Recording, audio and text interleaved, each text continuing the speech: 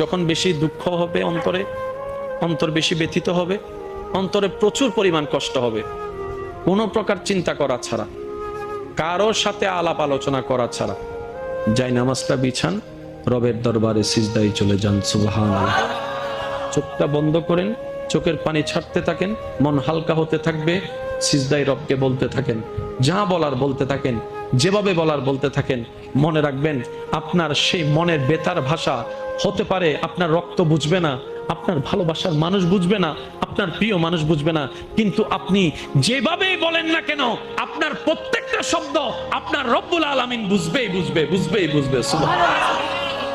আপনি যখন ওনাকে দুঃখের কথা বলবেন, উনি আপনার দুঃখটাকে হালকা করে দিবে, সেই দুঃখের খবর প্রকাশ করে আপনাকে কখনো বেইজ্জত করবে না।